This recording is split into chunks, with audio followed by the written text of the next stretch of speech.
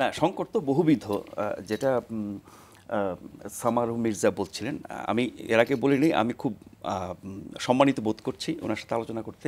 আমরা প্রতিনিয়ত বিভিন্ন রাজনৈতিক দলের নেতাদের সাথে কথা বলি, রাজনৈতিক বিশ্লেষক, শিক্ষক, আইনজীবী, সাংবাদিক, সেটার একটা বাস্তবতা। কিন্তু ওনার কথাগুলো আমি খুব মুগ্ধ হয়ে শুনছিলাম, কারণ ওনার চিন্তা ভাবনা, কথাবার্তা, বিষয়বস্তুগুলো একেবারেই আমার কাছে নতুন লাগছে, এই অর্থে যে বাংলাদেশের এই বাস্তবতা, রাজনীতি, গণতন্ত্র, এগুলোকে আমরা দেশে থেকে তার ভিতরে বাস্তবতা জেনে যেভাবে বলি, উনি হয়তো একটু ভিন্নভাবে বলছেন।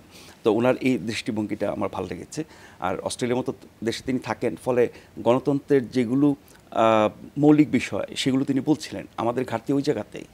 আমরা গণতন্ত্রের কথা বলি, নিজেরা গণতন্ত্রের চর্চা করি না। আমরা গণতন্ত্রের কথা বলি, আমাদের মধ্যে সহনশীলতা নাই, পরমত সহিষ্ণুতা নাই। আমরা রাজনীতির কথা বলি, আমাদের মাথায় কিন্তু জনসেবা বা পাবলিক সার্ভিস, যেটা উনি বললেন, সেটা নাই। সেই জনসেবা নিশ্চিত করতে গেলে রাজনীতিবিদরা তো সর্বোচ্চ পর্যায়ে থাকবেন, নেতৃত্ব দেবেন, রাষ্ট্র পরিচালনা করবেন। যাদের নিয়ে এই কাজগুলো করবেন তার একটা বড় স্টেক হোল্ডার হচ্ছে আমাদের আমলাতন্ত্র প্রশাসন, যেটি এখনও সেই ব্রিটিশ আদলের আছে, যেটি এখনও রাজা প্রজা সিস্টেমের মধ্যে আছে, যেটির মধ্যে জনগণের স্বার্থে সব কিছু পরিচালিত হবে, সেরকম ব্যবস্থাটাই নাই।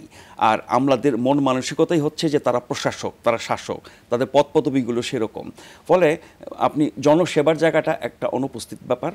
আপনি রাজনীতি করছেন জনগণের সেবা করার জন্য, আপনি মুখে বলছেন, আপনি কতটা জনসেবা করেন সরকারে বা বিরোধী দলের থেকে, বা জনসেবা যা বলেন তা কতটা বিশ্বাস করেন, গণতন্ত্রের কথা যতটা চিৎকার করে বলেন, মনের ভিতরে কতটা গণতন্ত্র আছে।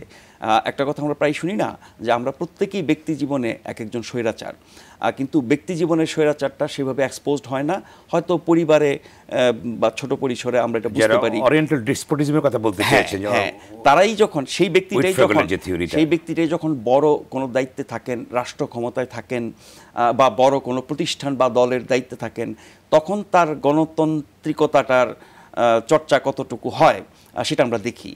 ফলে যাকে আমি এখন সমালোচনা করছি যে তিনি রাষ্ট্র ক্ষমতায় আছেন, তিনি কতটা গণতান্ত্রিক, তিনি কতটা জনসেবায় বিশ্বাসী, তিনি কতটা আপনার অন্যের মত গ্রহণ করতে রাজি আছে, সহনশীলতা কতটুকু আছে, ভিন্ন মত থাকবে কিন্তু আমাকে ভিন্ন মত বাঁচানোর জন্য জীবন দিতে হবে, এসব কথাবার্তা আমরা জানি।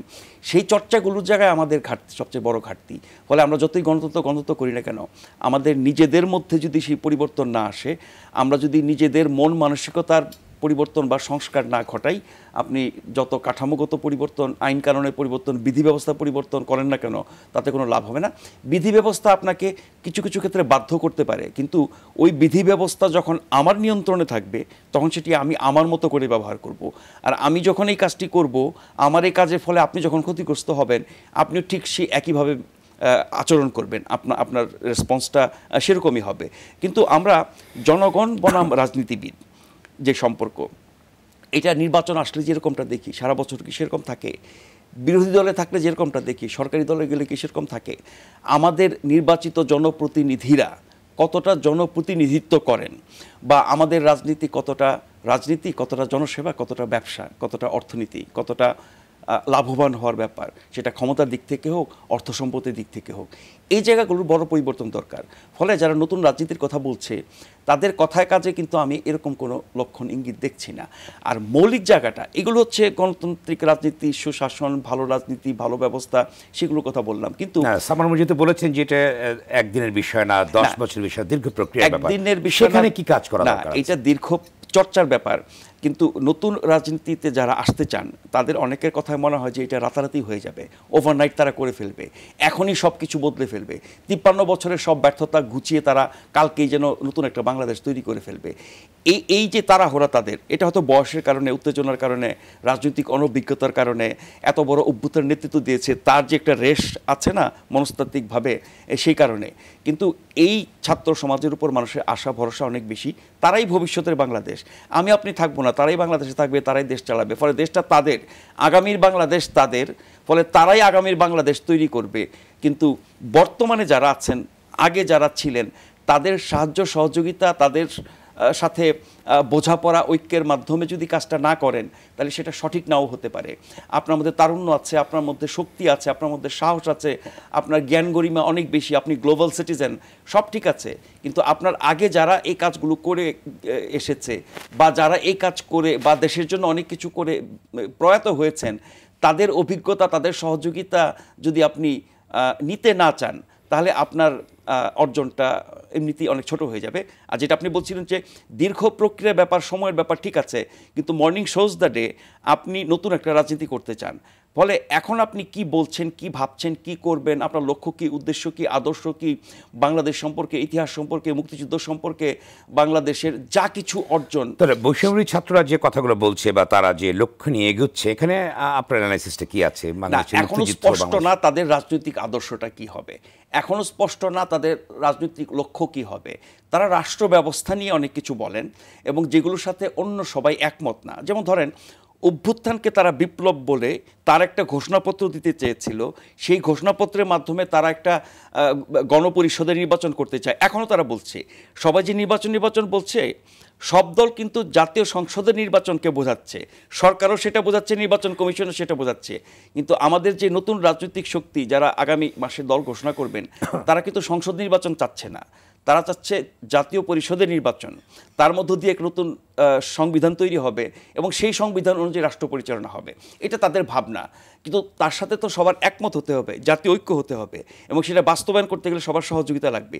সেই জায়গায় তো আমরা কোনো ঐক্য দেখছি না। ফলে তাদের এই ভাবনাটার জায়গায় পুনর্ভাবনার দরকার আছে। হয় তাদের এই ভাবনা অন্য সবাইকে গেলাতে হবে, মানাতে হবে, অথবা তাদেরকে এই জায়গা থেকে সরে আসতে হবে। এটা হচ্ছে একটা বিষয়। আরেকটা বিষয় হচ্ছে যে বাংলাদেশে ধরেন গণতান্ত্রিক রাজনীতি মোটা দাগে সবাই করে বা বলে, তার মধ্যে যদি আমরা আরেকটু ভাগ করি যে আপনার সমাজতান্ত্রিক রাজনীতি আছে, আমাদের পুঁজিবাদী রাজনীতি আছে, আমাদের ধর্মভিত্তিক ইসলামী রাজনীতি আছে, আমাদের আবার বাম রাজনীতির মধ্যে নানান পন্থী আছে, আবার এই যে পুঁজিবাদী রাজনীতির বিভিন্ন ধারা আছে, আবার এক একটা দলের রাজনীতির আবার এক এক ধরনের আপনার বৈশিষ্ট্য আছে। সেটি ৭১-এর হিসাবে বলেন বা অন্য দেশের সাথে সম্পর্কের দিক থেকে বলেন। ভারত পাকিস্তান দুটা বড় ফ্যাক্টর আমাদের সেই ৭১ থেকে লেগে আছে বিভিন্ন রাজনীতির সাথে, দলের সাথে। সেই সব বাস্তবতায় নতুন যারা আসছে তারা যদি সব কিছু থেকে মুক্ত হয়ে একটা জায়গায় আসতো, সেটা অনেক বেশি গ্রহণযোগ্যতা পেত। কিন্তু আমরা দেখি এই যে ধরেন ৭১ প্রশ্নে, পাকিস্তান প্রশ্নে, ভারত প্রশ্নে এই নতুন শক্তির যে অবস্থান, তাদের কথাবার্তা আমরা শুনছি, তাতে করে মনে হচ্ছে তারা এগুলোর একটা পক্ষের মধ্যে আছে এবং যেই পক্ষটা বাংলাদেশে সংখ্যাগরিষ্ঠ মানুষের কাছে আমি বিশ্বাস করি সবচেয়ে বেশি অপছন্দের। সেই ধারায় যদি তারা রাজনীতি করে আসে, যতই নতুনত্ব নিয়ে আসুক, যতই তারুণ্যের কথা বলুক, যতই স্বপ্ন দেখাক না কেন, আপনার জন্ম যেখানে ৭১, যার ভিত্তি, সেই জায়গায় আপনার অবস্থান যদি ইতিহাসের সাথে সাংঘর্ষিক হয়, সত্যের সাথে সাংঘর্ষিক হয় এবং যেটা প্রচলিত, প্রতিষ্ঠিত এবং সংখ্যাগরিষ্ঠ মানুষের সমর্থিত, সেই জায়গায় যদি আপনার অবস্থান বিপরীত হয়, সেই রাজনীতি খুব বেশি আগাবে না।